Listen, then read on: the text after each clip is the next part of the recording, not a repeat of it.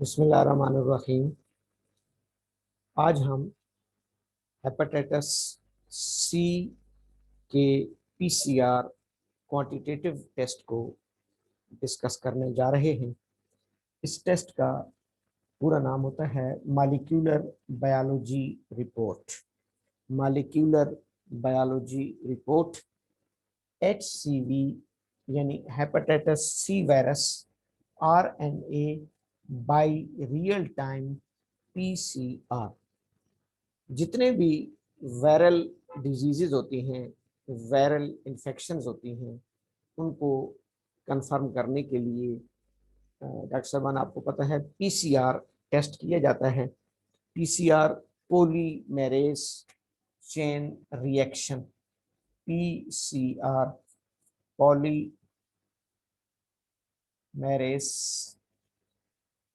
Chain reaction, polymerase chain reaction.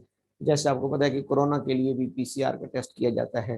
Hepatitis के virus हैं, BC8 का वायरस है। इन वायरसेस के लिए पीसीआर क्वालिटेटिव और क्वांटिटेटिव टेस्ट किए जाते हैं। हेपेटाइटिस बी का वायरस DNA वायरस है।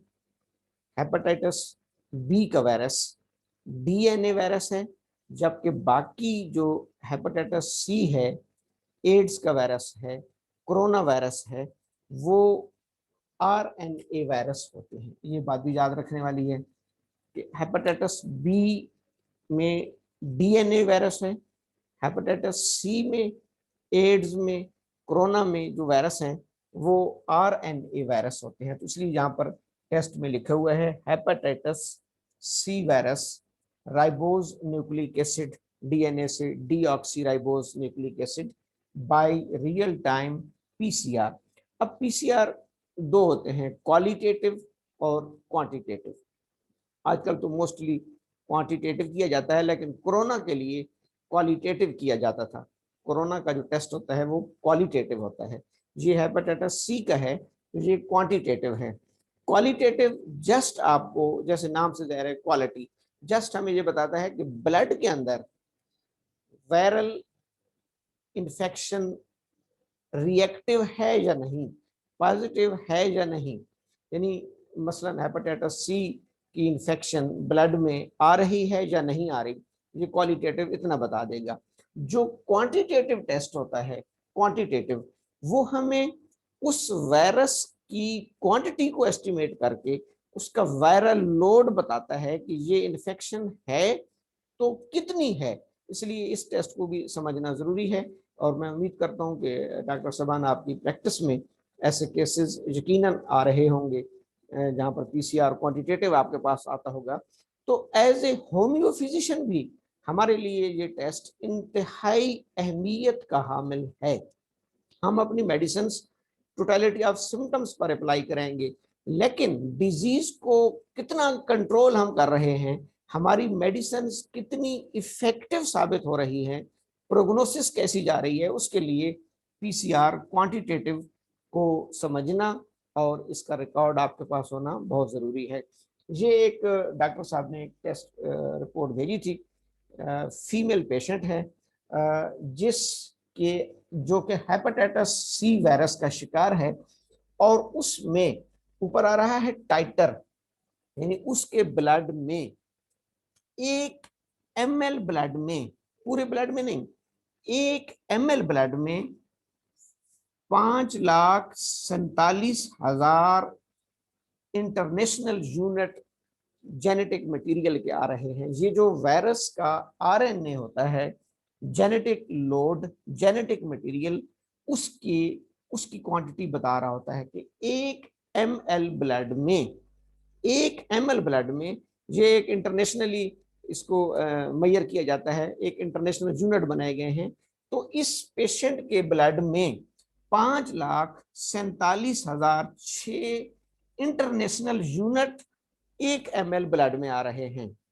डॉक्टर साहबान, नॉर्मली हेल्थी शख्स में, नॉर्मल फिजियोलॉजी में 15 इंटरनेशनल यूनिट पर ml से कम अगर जेनेटिक मटेरियल आ रहा हो तो वो नॉन रिएक्टिव या नेगेटिव टेस्ट होता है।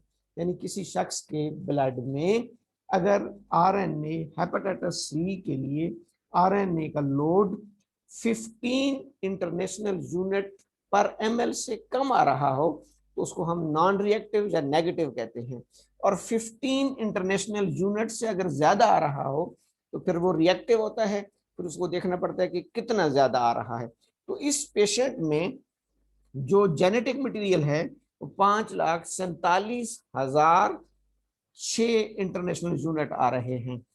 अब इस लैब के मुताबिक, जिस लैब ने ये टेस्ट किया है, हर लैब की थोड़ी सी एरर्स होते हैं अपनी, एक उसकी आपने देखा होगा कि सीबीसी जो भी रिपोर्ट आती है उसके आगे जो नॉर्मल रेफरेंस रेंज है वो हर लैब की थोड़ी बहुत मुख्तलिफ होती हैं। तो स्टैंडर्ड तो 15 इंटरनेशनल यूनिट है, लेकिन इस लैब के मुताबिक 33.61 इंटरनेशनल यूनिट से कम अगर हो तो वो नॉट डिटेक्टेड है, 33.61 से ज्यादा अगर हो तो वो डिटेक्टेड है। तो इस लैब के मुताबिक ये डिटेक्टेड है क्योंकि 33.61 इसकी रेफरेंस रेंज थी, लेकिन पेशेंट वैल्यू आ रही है 5,47,006 इंटरनेशनल यूनिट पर ml। अब इसको वायरल लोड में कन्वर्ट किया जाता है कि वायरस की आरएनए की कितनी कॉपीज ब्लड में आ रही हैं। इसमें ऐसे लिखा होता है कि कॉपीज पर ml, उसमें लिखा हुआ था इंटरनेशनल यूनिट पर ml। वो जो समझ लें कि टोटल जेनेटिक मटेरियल की क्वांटिटी है कि टोटल इस वायरस का आरएनए कितना आ रहा है।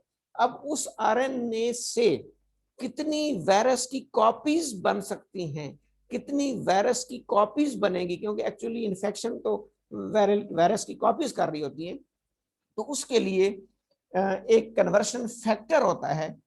ये चीजें अगर हमें मालूम हो तो बेहतर है हमारे लिए, नहीं तो लेबॉर्टरी खुद कैलकुलेट करके दे देती है। लेकिन अच्छी बात है कि थोड़ी नो हो हमें होनी चाहिए, जैसे एक एमबीबीएस डॉक्टर को होती है। 4.4 कॉपीज पर इंटरनेशनल यूनिट ml, 4.4। यानी इस टाइटर को, ये जो जेनेटिक मटेरियल का टाइटर आ रहा है, इससे कॉपीज बनाने के लिए, हो सकता है कभी आपके पास सिर्फ ये वाला लोड आ रहा हो, तो आप ये समझने के लिए कि कितनी वायरस की कॉपीज आ रही होंगी, इसको 4.4 से मल्टीप्लाई करेंगे। 4.4 इसका कन्वर्जन फैक्टर है। अब 5,47,000 को अगर मैं 4.4 से कन्वर्ट करूं तो ये 21,88,000 तकरीबन तकरीबन इस पेशेंट के 1 ml ब्लड में, इस पेशेंट के 1 ml ब्लड में 21,28,000 इस वक्त हेपेटाइटिस सी वायरस के आरएनए की कॉपीज आ रही हैं। लेकिन घबराने की बात कोई नहीं, ये करोड़ों तक भी होता है। आप ये सोच रहे होंगे कि 21 लाख, अगर दूसरे एंगल पे देखा जाए तो 8 लाख से कम अगर जेनेटिक लोड आ रहा हो, 8 लाख से कम, इसका 5,47,000 आ रहा है पेशेंट का, 8 लाख से कम को हम कहते हैं लो वायरल लोड।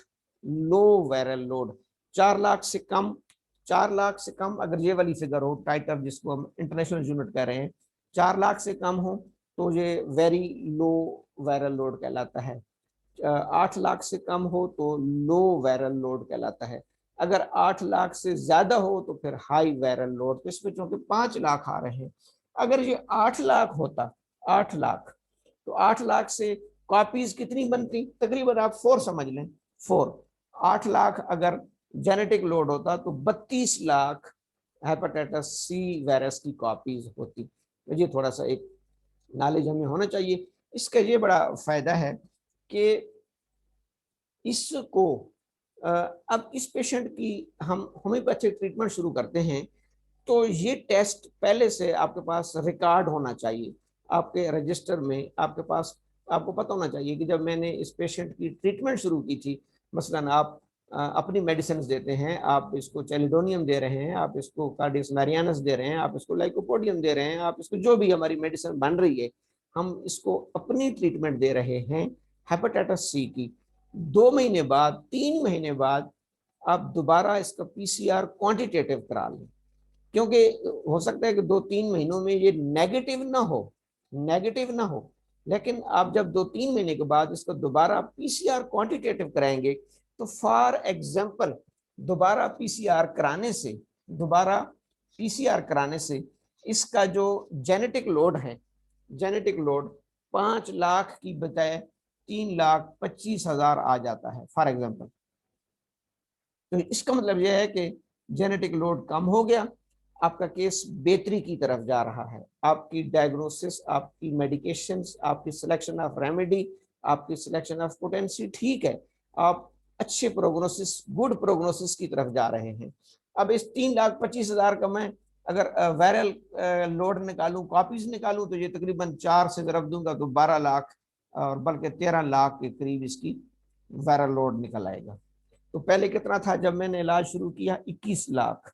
अब अगर मेरी मेडिसिन के बाद ये 13 लाख आ रहा है, तो इसका मतलब है कि तकरीबन 50% आपने केस को क्योर कर लिया है। तो ये एज ए होम्यो फिजिशियन भी हमारे लिए, क्योंकि रोल ऑफ पैथोलॉजी पे हम डिस्कस करते रहते हैं, पैथोलॉजी या लैब टेस्ट का बहुत बड़ा किरदार है।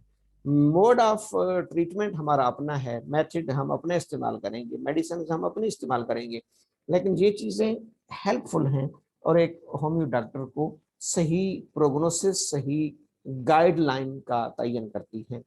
इसको मॉलिक्यूलर बायोलॉजी रिपोर्ट कहते हैं। Hepatitis C virus, RNA, real time PCR, corona में भी आपने ये बहुत सुना होगा, रियल टाइम पीसीआर करा लें जी। पीसीआर 2 किस्म के होते हैं, क्वालिटेटिव और क्वांटिटेटिव। क्वालिटेटिव जस्ट आपको positive, negative, reactive, non reactive. Actually जो टर्म है वो रिएक्टिव है, आपने देखा होगा रिपोर्ट्स में पॉजिटिव नेगेटिव नहीं आता, रिएक्टिव, नॉन रिएक्टिव। तो वो रिएक्टिव इसलिए कहते हैं कि अगर जेनेटिक मटेरियल 15 इंटरनेशनल यूनिट पर ml से ज्यादा आ रहा है, तो फिर इसका मतलब है कि वो वायरस रिएक्टिव, यानी कि वो एक्टिव हो रहा है, रिएक्टिव आएगा। अगर इससे कम है तो इसका मतलब है कि फिर वो कोई नॉन सिग्निफिकेंट है, नॉन रिएक्टिव है।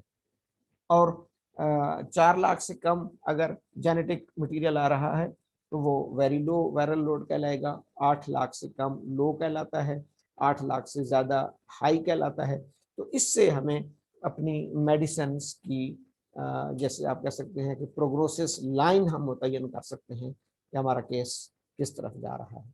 उम्मीद है कि सबको क्लियर हो गया होगा इंशाल्लाह। इसी तरह फर्दन हम इंशाल्लाह एक एक टेस्ट को डिस्कस करते रहेंगे। Thank you so much. अल्लाह हाफिज़।